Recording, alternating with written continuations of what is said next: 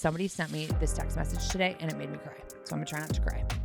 So many times I've started and deleted this, thinking it doesn't matter, but hitting send today. So for what it's worth, and the person that wrote this, I'm not gonna share, but she knows who she is. And I just want her to know that this message meant the world, okay? I've watched you from the start, the struggles, the fame, and so much in between. Even in the hard times, you always got back up. Pushed through, soared higher. You fought not only for yourself, but all the little guys. All the little guys too. Helping them do the same. That's what I love the most. Keep doing what you do, Cass. Don't let anyone dim your light. And spread the sparkle to everyone you can. I wish you all the best, and I am rooting for you on the sidelines. This is somebody I used to work with. So I'm here to tell you, like I said at the beginning of this episode, the ones that are always talking about you are the ones that did you wrong. I know how I authentically showed up for people. I'm never threatened by other people's success. That's why I wanted everyone to win. And I poured my heart and soul into helping all of you figure out what I was doing too, so you could provide for your families. All right, guys, we are back. Law of Cassidy, episode 8. I'm losing count because it's so fun. Today is an interesting day. I had a plan of what we were going to talk about. I'm still going to talk about some of it, but the tea is kind of piping hot. And I feel as if I need to be open about some things. But before we get into that father figure dynamic, and you know I'm pulling out my phone and we're going to read through the father figure lyrics. We're going to get into a no filter sesh, because that's what I do when I'm by myself. And I know some people just think I get on here and talk about myself, but last time I checked, isn't that a podcast? Okay. Thanks for attending. That being said, so today's solo episode is part rant, part real talk, and fueled by everything I've been like side-eyeing lately. I know we did like X earlier, but yeah. I've got your Q&As. I've got a juicy DM conversation, a covet this product, and all the goods. So first thing I want to get into is some real talk. So the first sexiest thing a person can be is not mysterious. And I'm really learning this with this podcast. Okay. I don't need people to hide in a hole so people like you, okay? I need you to live your life authentically. Guys, I literally am in a sex swing and I'm on here spilling all the tea. So can we please start showing up as ourselves and not care how people judge us on the internet? I promise you, your life will be so much better and fulfilled if you stop dimming yourself down, okay? So if there's one thing this life has taught me, hell, this past week has taught me, okay? It's that nobody will talk more shit about you than the person who did you wrong. The ones with the loudest mouths are always the most guilty. Some people, they don't hate you. They hate how much you remind them of what they haven't worked on and dealt with. It is spewing insecurity. It is spewing, ew, that's yuck. It's spewing why you got to be haters. And it's because they're just miserable humans. So Mel Robbins said it perfectly. You can be a kind person with a really good heart and still tell people to fuck off when you need to. It's called boundaries. And this is something I have learned a lot in 2025 and rolling into 2026. Another thing from Jay Shetty, weak people gossip about others to build fake connections. Strong people express vulnerability to build real connections. Weak people envy people ahead of them, and strong people study people ahead of them. So how are you going to show up today? What are your plans? And how are you going to live your life differently? We'll get into more of this tea in a second, but we're going to jump into the confessions in the DMs. So my boyfriend says he doesn't need foreplay. He says it's a bonus, but not a necessity. Am I overreacting? Mic check 1, 2. You're not overreacting. You're just with somebody who hasn't graduated from Sex 101. You're being gaslit into thinking your arousal doesn't matter and foreplay isn't a bonus, okay? It's not an appetizer. It's foundation of good freaking sex, especially for those of us with vulvas, okay? Here's the biological truth. Most women don't get aroused instantly. Our bodies need time, physical, mental, emotional to catch up. Lubrication, dilation happens, sensation. They don't like happen on demand, you guys. They happen when we feel safe, when we feel seen, when we're warmed up, when our pleasure is a priority. Louder for the people in the back. So if he's just trying to put the P in the V without any of the foreplay, we have a problem. That is a waving red flag. That's a hard pass. That's a no, okay? So what he's really saying by saying this to you, that foreplay is a bonus, is I care more about my climax than your experience. I don't want to do the work that gets you there. Ew. And I think your pleasure is an afterthought. And here's the kicker. If he doesn't think foreplay matters, ask yourself, when has your orgasm ever been prioritized? Because chances are, if he's skipping the warm-up, he's skipping the follow-through too. Man, full of mic drops today. Okay. Next question. Is it true that lube makes things too slippery and ruins the feel? Answer is no. That's like saying water ruins the bath. If you're using the right lube, it enhances sensation. Friction is not your friend, you guys. It causes micro tears, builds scar tissue. The more scar tissue you have, the less sensation you have. So no, lube does not ruin anything. It enhances everything. Next question. What's your number one turn off in bed? Entitlement. Nothing kills a vibe faster than someone acting like you owe them something. It's about learning about each other and owning each other's pleasurability and not being a selfish a-hole in the bedroom. I love how I like sometimes swear and then sometimes don't. Whatever. It's my show. I do what I want. So, does sex get boring in long-term relationships? My answer is only if people stop being curious, schedule the sex, and add toys, flirt, get the lingerie. Sexting is great. I have a free sexting guide. It's on my Instagram, any of my links and bios. It'll help you get the words flowing. So it only gets boring when you get lazy is my thought. So, okay. I want to talk about a couple hot takes today, and then I want to get into some tea. So, hot take. First thing I'm going to say is I don't trust people who say I don't masturbate. You're either lying or you're repressing, and this is a problem in the state of Utopia, Utah, okay? I don't trust you, not because it's wrong to, because I know it's usually you're hiding underneath the statement. You're either lying or you've been conditioned to repress your pleasure. I don't know what it is, especially the state I live in. It's like all of a sudden masturbation's a problem. People are like, oh, I got to go talk to somebody about this. It's not a thing, okay? If you grew up in a purity culture, conservative community, or places where sexuality was treated like a sin rather than part of your humanity, we need to get real for a second, okay? Masturbation isn't taboo. It's not desperate. It's not dirty. It's knowing your body. And the biggest error when it comes to intimacy is people feel disconnected. They feel like maybe their partner's not helping them get there or they're not getting there. How are you going to get there if you don't know your body? So start learning what you like alone. Touching yourself isn't a sign that you're not getting any.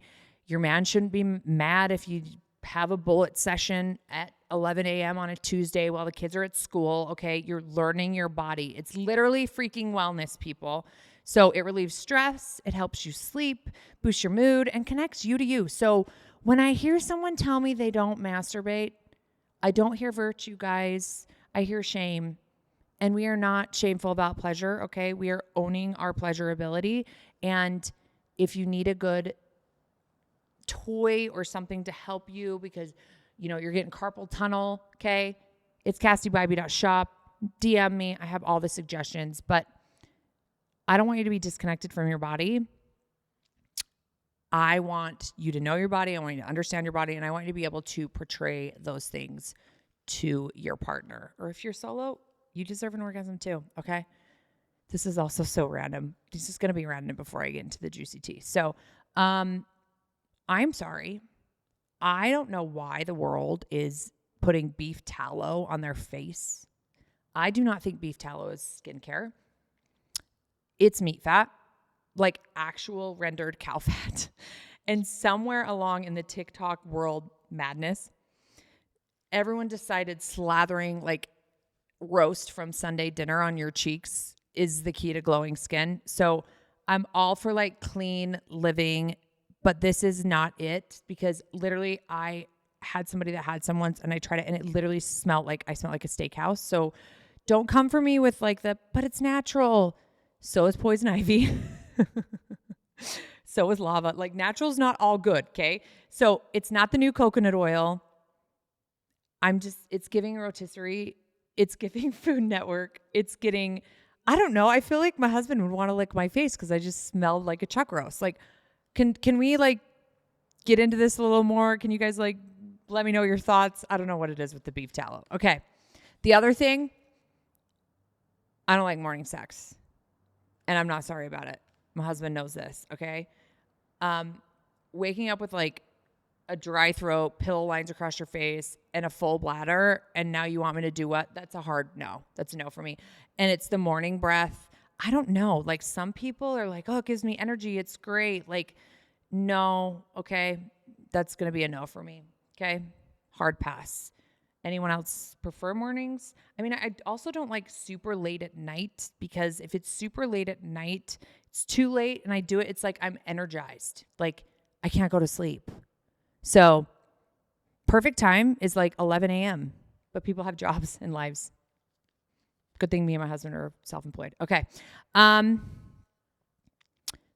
other thing that I'm probably going to be judged for saying this, church and religion is personal. Like if you want to have a glass of wine and wear a tank top, I need you to go ahead and do it. And if you want to show up to church on Sunday, that's awesome too. The God I know is happy that you're at church. Okay. So something that I really have a hard time with in the culture that I live in is too many people spend too much time being judgmental of checking a box, right? They're literally worried about if they are dressed properly, showing up the right way, if people are going to judge them. And I was like, why don't we just like celebrate if people want to show up to church, if they want to have a relationship with God, if they just want to be good people, and stop worrying about what people are going to think if you decide to have a glass of wine or wear a tank top. And I may get hate for this, and I'm not shaming anyone's religious beliefs. You guys, I was raised in it and I am supportive of it, but it gets old feeling like people are judging me for wanting to have a relationship with God because of other choices I make in my life. I think it should just be, you want to have a relationship and like be a religious person, and that's no one's business but your own. Mic drop. Okay. Next. I think college degrees are a lie. I do think, people need them, but I really think it's like an $80,000 elephant in the room. Traditional college degrees are one of the biggest scams of our generation, you guys. The amount of money, and then the amount of people that are in like student loan debt, and then they get a job. Like, and there's degrees for things like underwater basket weaving. Like, what are you going to do with that? Then you go get a job and you're literally making no money, and then you're mad at the system. But like, the system isn't the problem. The problem is that these universities have turned into like corporations, and they're charging so much for a college degree. And is it necessary? You guys, I make a lot of money and I do not have a college degree. I don't even have an associate's degree. I could not pass biomedical core. We've discussed this. Okay. So some people can be super successful, super innovative, creative minds. Success isn't like labeled to a degree. Okay. And I think we need to talk about this more. And I think we need to stop pushing our kids into that space. Like, can we talk about trades for a minute? Like, tell your kid to be a freaking plumber, and then tell him to like use some AI-esque situations, manage all these other plumbers, and he'll be a bazillionaire. Like, it's a thing. Okay. So stop putting so much pressure on college. It is important for some people. Yes, I will argue that, but it's not for everyone. Okay. Perfect. And then the last thing I'm going to say, and then I'm going to get into some juicy tea, because we're just going to do it. I'm not going to talk about all the stuff I was going to, because I want to talk about this other stuff. So not everyone should be an entrepreneur, and that's okay. Somewhere along the way, Instagram made you think if you're not a CEO by 26, you're actually behind in life. And there's a truth. Not everyone should be an entrepreneur, you guys. And it's not shade, it's a reality check. This life I live as an entrepreneur, it's like cry in the bathroom and then send an invoice or pick up the pieces. It is not cute Canva quotes. It's not like, let me sell a course and try and make money. Okay. It is rejection. It's regulation. It's reinvention on loop. Passion isn't enough. You can love what you do and still drown in taxes, tech issues, Stripe errors. I don't have a degree. I probably have a borderline obsession. What is it? I mean, grind AA. I'll be the president. Sign me up. Okay. I have a freakishly high tolerance for shit going sideways. Sad to admit, but it's true. And I think this is some of the dynamics that you just have to have when you are an entrepreneur. And I think the thing that's hard is people look at someone who is succeeding in life and they treat it as if they're lucky, like, look at them, so easy. And they don't see, oh my gosh, I have to pay this bill tomorrow and I don't have the money. How am I going to grind this out? They don't see well, there's no inventory of that. So how am I going to navigate this? They don't see the DMs of the angry customer. They don't see oh my gosh, I'm moving in the right direction and then I get hit in the face with a redirection. And some of this stuff, people would not survive. And that's okay. So I'm here to say not everyone has to be an entrepreneur because it's not the easier road. I know people think it is the easier road. It's actually the more difficult road, and you have to be so hyper obsessed.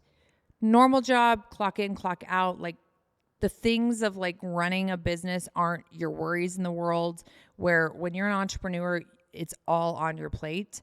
And I'm all about entrepreneurship, but I'm here to tell you, you don't have to believe the internet when the internet's telling you that you have to be an entrepreneur, because not everyone is cut for it. Just saying it, okay? Okay. Last one, I guess. I'm going to do this and then I'll get into the tea. I know you all just want the tea. Lube isn't a last resort. It's not just for people who can't get wet. Can we just like let that myth go? And it sure as hell is not a sign that something is wrong. So gentlemen, if you thought a woman grabbing lube means something's wrong or she's not turned on by you or whatever, it is a tool. It is a game changer.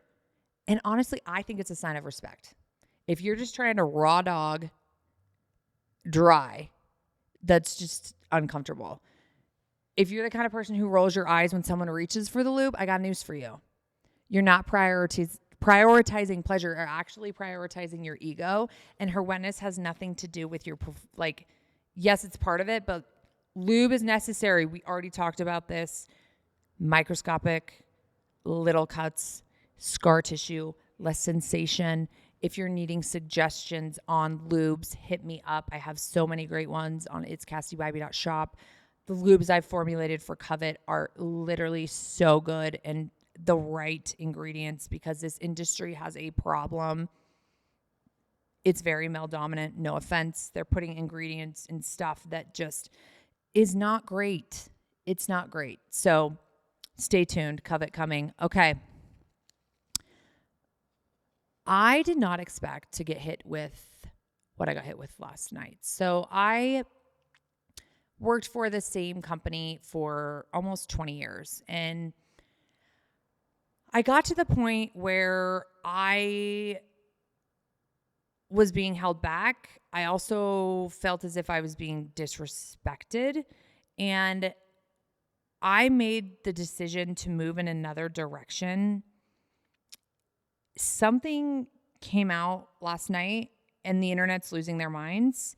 And this will air a couple weeks after it happened. So I'm really interested to see how it lands. But long story short, the previous company that I worked for made a post. And here's the thing. I could have said a lot.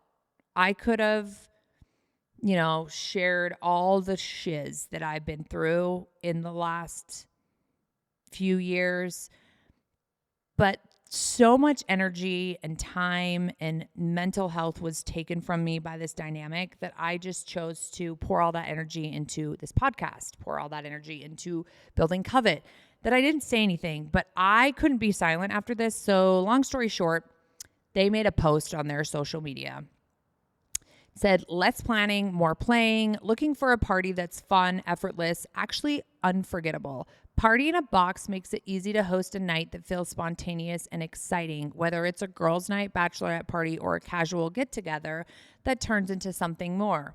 Party in a box is about the experience, laughing too loud, trying new things, and letting the night unfold on your terms. No hosting stress. No strangers in your home running the show.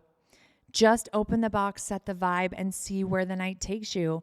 Inside, you'll find a full lineup of fan favorite products designed for laughs, gasps, and why didn't we do this sooner moments? From sweet and tingly to powerful and playful, this box is built for connection, curiosity, and confidence.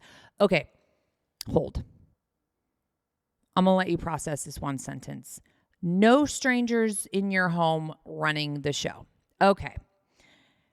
I started in this space in an MLM dynamic. That MLM dynamic was built on in-home parties. We went and did parties. This is how we built a customer base. This is how we built brand awareness. This is how we sold their product. And now you're telling me after you got rid of all your consultants, you stated you were going to have this wholesale dynamic and you weren't going to talk about those products with the wholesale dynamic, but now you are. So there is no protecting your wholesalers.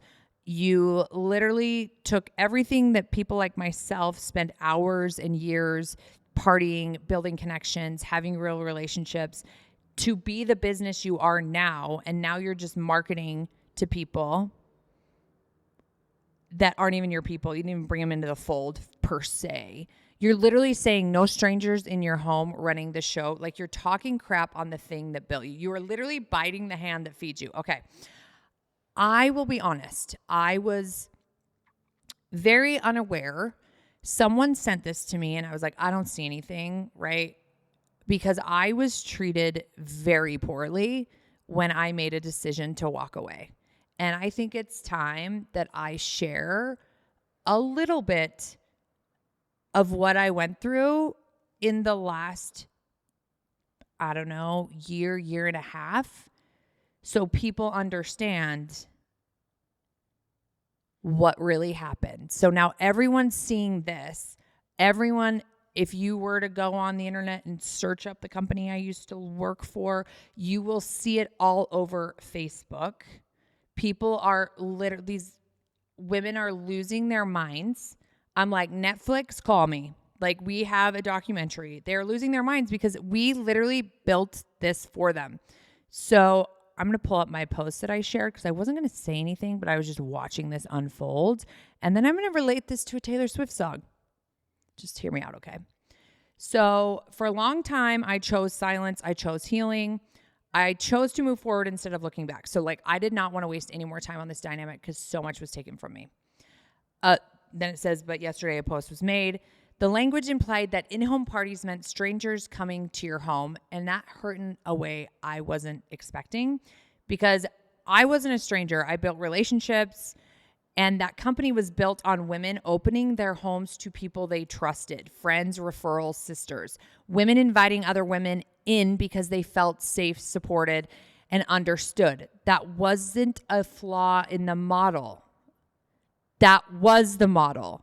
And now you're taking the model and talking shit on the model because you're now making money off of a customer base that was built from that model.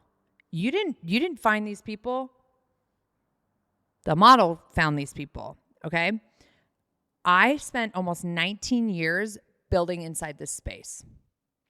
I personally sold millions of dollars in product year after year, consistent, high-level performance, leadership roles, board service, corporate trainings, thousands of parties, thousands of intimate conversations with many of you that still follow and support me today. I believed deeply in this mission. It is so sad for me to look back on this because I was blindly loyal. I'm a Leo. Maybe that's my own fault, but I was blindly loyal. And I've shared it in other episodes. There was like a dynamic of almost like a bad boyfriend. It wasn't a boyfriend dynamic, but just like I look back now and how I was treated on what I was fueling this company. It's disgusting. Okay. I want to share what actually happened because I was one of the first people, and if you're somebody who worked with me, you'll agree, I was one of the first people that jumped into the content creation dynamic. And I was head first figuring it out long before everybody started doing it, before the playbooks existed, before anyone understood how powerful it would be. I was doing it. And guess what? And y'all can agree or not agree. I hope you agree because I didn't gatekeep what I learned. I shared everything with many of you. I taught my strategies, my systems, my wins, my failures. I showed what was possible, not just through my own multi-million dollars in sales, but by helping others see what they could build. I trained weekly. Do you guys, and I'm not just speaking to the people I work with, but I am also. Like, I got on calls every week. Do you know how much time it took for me to strategize, to map out, okay, what am I going to teach this week? This is what I'm going to go over. The amount of money I invested to learn what I know now, thousands of dollars.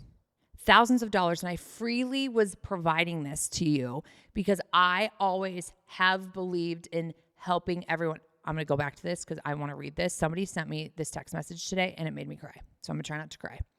So many times I've started and deleted this, thinking it doesn't matter, but hitting send today.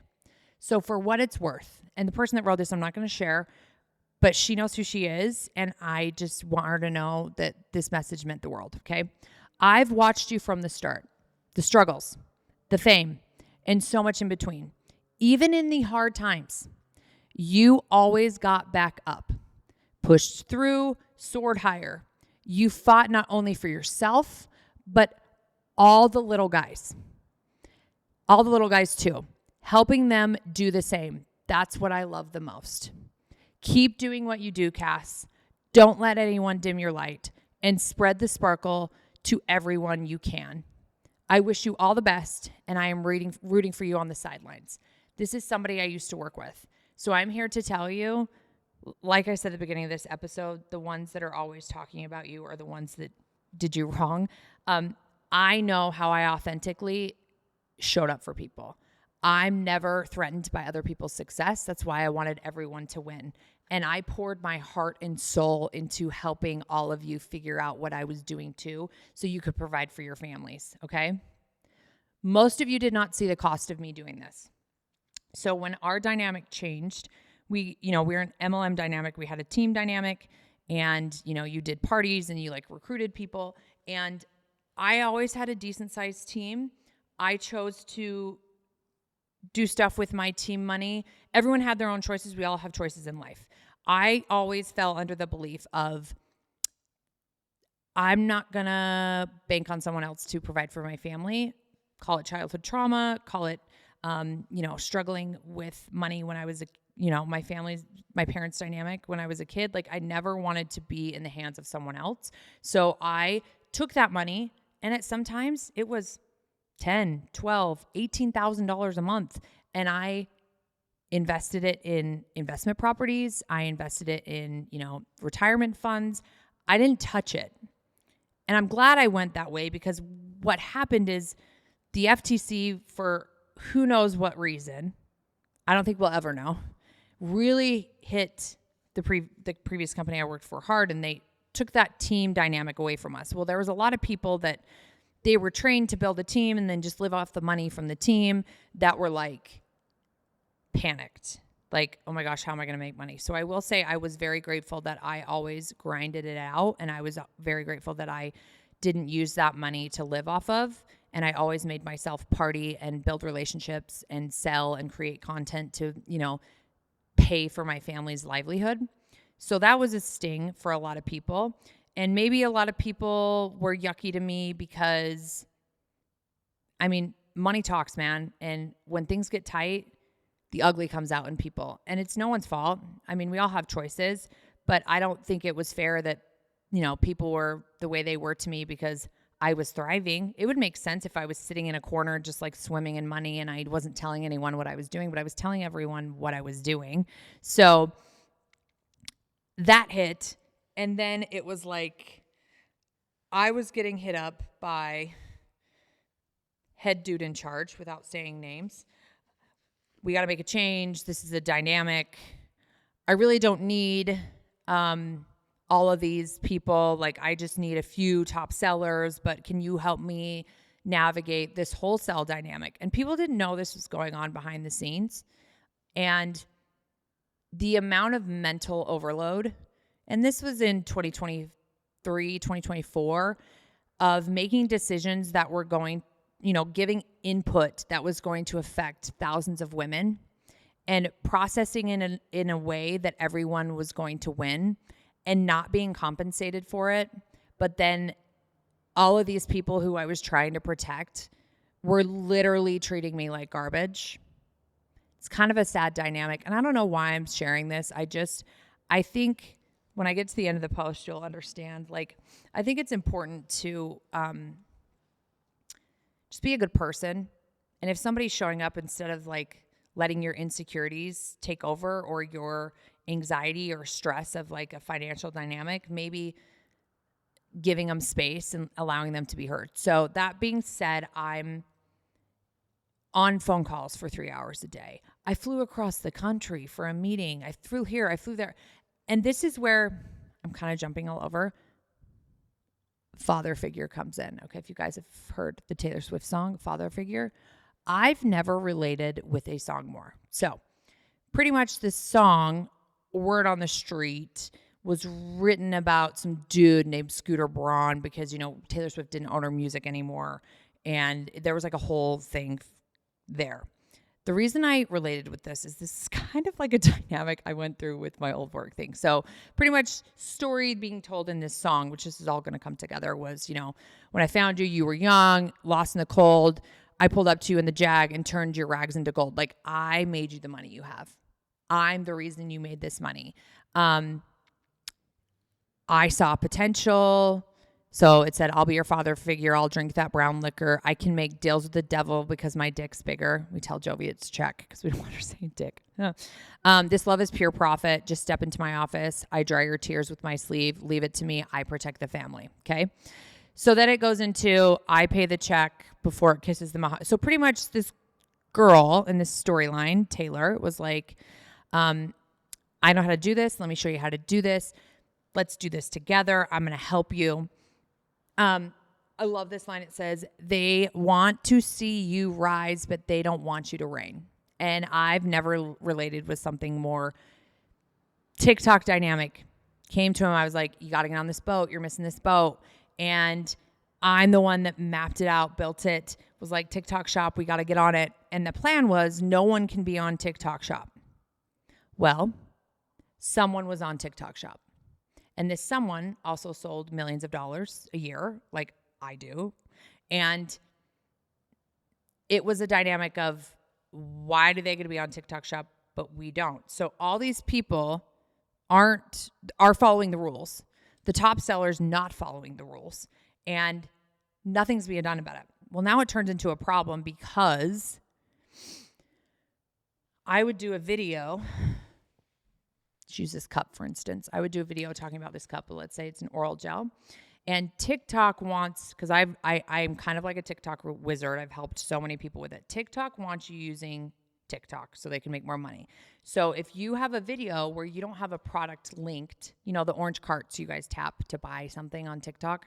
If you do a video and you don't have a product linked, the AI would scan the product and then recommend that product if it was on the shop. So the one person that was freaking allowed to have a TikTok shop, it would pop up a button on my video that said shop now, and you'd click it and it would go to that girl's store.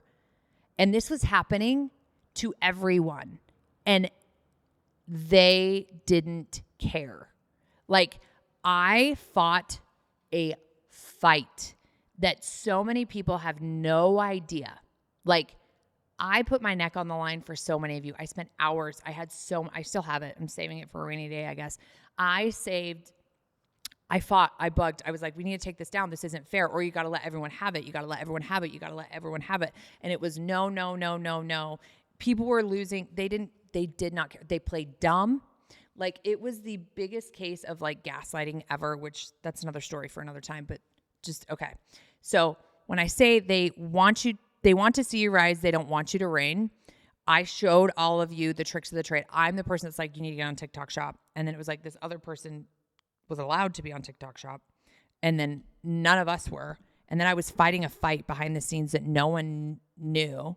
Instead, people were just treating me like freaking garbage for helping them, which is weird. I showed you all the tricks of the trade. All I ask for is your loyalty, okay?